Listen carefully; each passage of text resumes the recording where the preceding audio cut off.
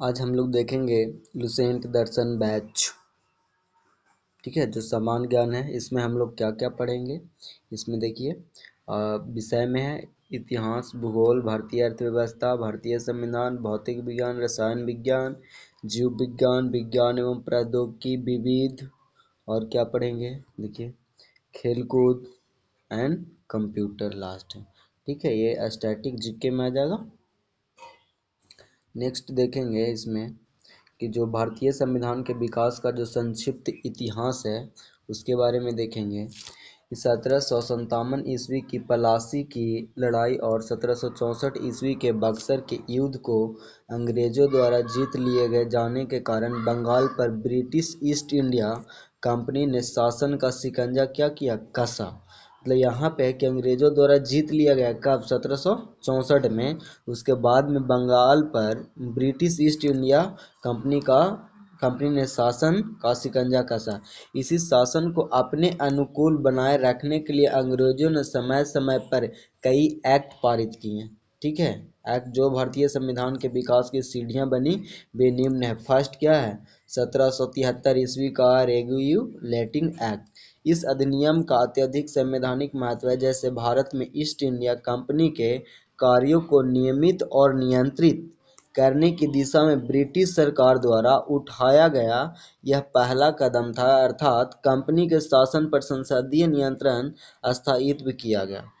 ठीक है, यह फर्स्ट था। सेकंड क्या है कि इसके द्वारा पहली बार कंपनी के प्रशासनिक और राजनीतिक कार्यों की क्या मिली, मान्यता मिली। अगर 1773 ईस्वी का रेगुलेटिंग एक्ट अगर नहीं दिया गया होता तो ये जो मान्यता दिया गया है वो हमें मान्यता नहीं मिलती।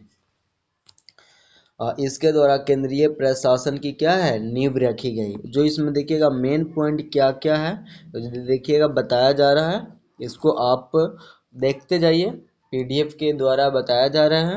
1757 ईस्वी की पलासी की जो लड़ाई था 1764 ईस्वी के बक्सर युद्ध के अंग्रेजों द्वारा जीत लिया गया था। सेकेंड पॉइंट है कि ब्रिटिश ईस्ट इंडिया कंपनी के शासन का क्या हुआ, शिकंजा कसा। 1773 का रेगुलेटिंग एक्ट पहली बार कंपनी के प्रशासनिक और राजनीतिक कार्यों का क्या मिली, मान्यता मिली। भारतीय संविधान है, संवैधानिक विकास क्या, 1773 से 1857 कंपनी का regulating act, 1773 Pitt's India act, 1784 charter act, 1793 charter act, 1813 एक और चार्टर एक्ट, 1833 एक और चार्टर एक्ट, 1853। 1858 से 1950 क्राउन काल क्या था, भारत शासन अधिनियम 1858, भारत परिषद अधिनियम 1861, भारत परिषद अधिनियम 1892, भारत परिषद अधिनियम 1909, भारत शासन अधिनियम 1919, भारत शासन अधिनियम 1935, भारतीय स्वतंत्रता अधिनियम 1947। नेक्स्ट देखेंगे कि पलासी के युद्ध में सिराजुद्दौला के साथ विश्वासघात किसने किया था, तो मीर जाफर ने और राय दुर्लभ ने। ठीक है, जो मीर जाफर था वो बंगाल का क्या था, नवाब था। इसकी विशेषताएं क्या क्या है देखेंगे हम लोग। विशेषताएं, इस अधिनियम द्वारा बंगाल के गवर्नर को बंगाल का गवर्नर जनरल के पद पर नाम दिया गया तथा मुंबई एवं मद्रास के गवर्नर को इसके अधीन किया गया। इस एक्ट के तहत बनाने वाले जो प्रथम governor general Lord Warren Hastings थे।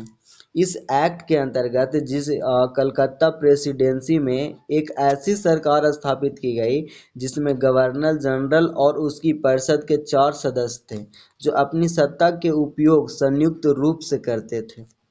इस अधिनियम के अंतर्गत कलकत्ता में 1774 ईस्वी में एक उच्चतम न्यायालय की स्थापना की गई जिसमें मुख्य न्यायाधीश और 3 अन्यायाधीश होते थे। मतलब टोटल कितने होते थे, 4।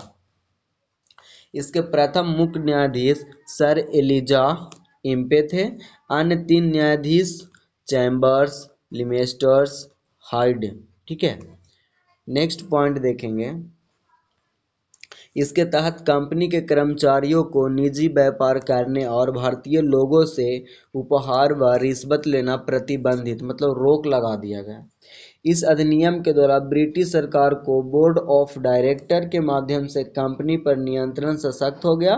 इसे भारत के इसके राजस्व, नागरिक और सैन्य मामलों की जानकारी ब्रिटिश सरकार को देना आवश्यक कर दिया गया।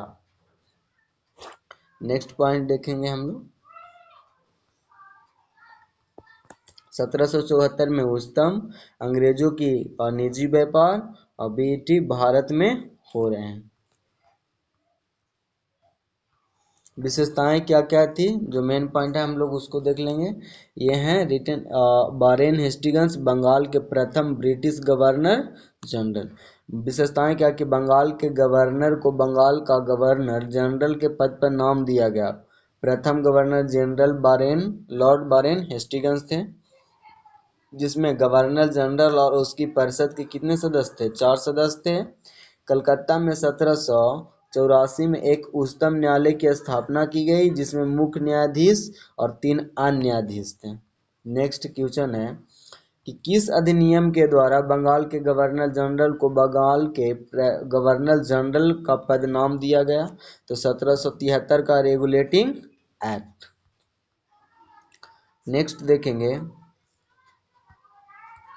Act of settlement 1781। Regulating act की कंपनियों को दूर करने के लिए एक्ट का प्रावधान किया गया।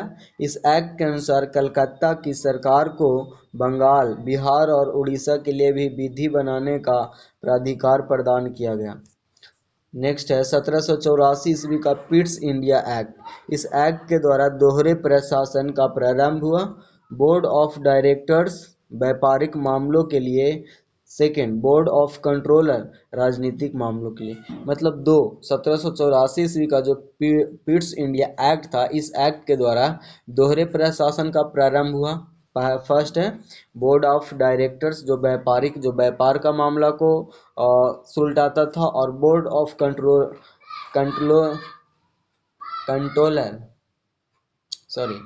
कंट्रोलर राजनीतिक मामलों के लिए।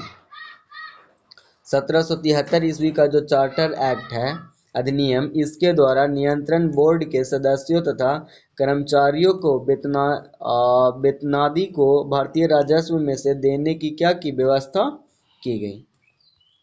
नेक्स्ट देखेंगे 1813 का चार्टर अधिनियम।